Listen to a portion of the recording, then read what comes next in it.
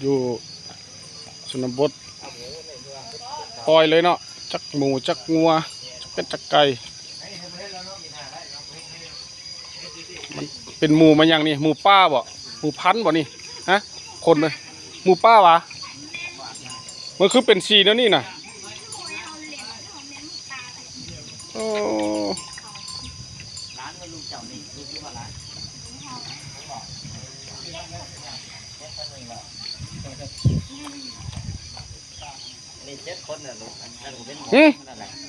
เจ้านะเจ้ามี7 คนป้าทอเอาลองนับซื้อลูกดูมีซื้ออย่างใด7 คนนี่น่ะซื้อลูก7 คนนี่มีซื้อแนวใดเด้ซื้อลูกเจ้าน่ะ7 คนนี่จื้อได้หมดบ่ซื้อลูกนี่น่ะหมดแล้วเดี๋ยวลองว่าผมดูว่าผมดูคนที่1ไล่แต่คู่กกลงมาจำผู้สุดท้ายนี่ลูกกกเมียนเราเจ้าพัดมาเอาหอดคนที่7เลยคนที่2ลองปี3เราช่องหมี่กูซีเรานุ่งคนที่5สบายเนาะน้ำไหลข้านมดเนาะเราสวนลงคนที่6เราใส่คนที่7น้องเบ้าโอ้สมเสยยังจื้อได้อยู่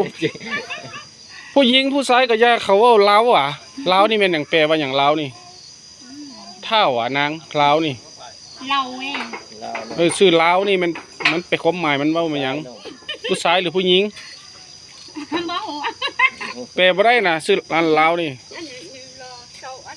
ล้าวนี่ผู้หญิงผู้เป็นผู้ชายผู้เป็นนะล้าวมดมี7 คนน่ะลูกมีอยู่จมเต้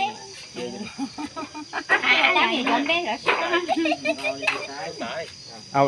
ผู้หญิงเพิ่นก็เอิ้นล้าวเด้นี่นะผู้หญิงเขาเอิ้นอะไรนี่โอ้พอเด้อ7 คนแล้วพอเด้อบ่ต้องเอาตืมบ่ต้องนอนน้ำผัวเด้อบ่ให้ผัวนอนน้ำเด้อวันนี้น่ะเนาะถ้าว่าผัวนอนน้ำตืมคนที่8แหละยุ่งยากทุกไรเลี้ยงบ่แม่นทุกดอกเลี้ยงนี่น่ะอดเอาบ่ต้องให้ผัวนอนน้ำหลายฮู้วิธีป้องกันเด้อเขาป้องกันเฮ็ดใดแพทย์หมอสอนอยู่ตินี่เขาว่าเป็นนางที่น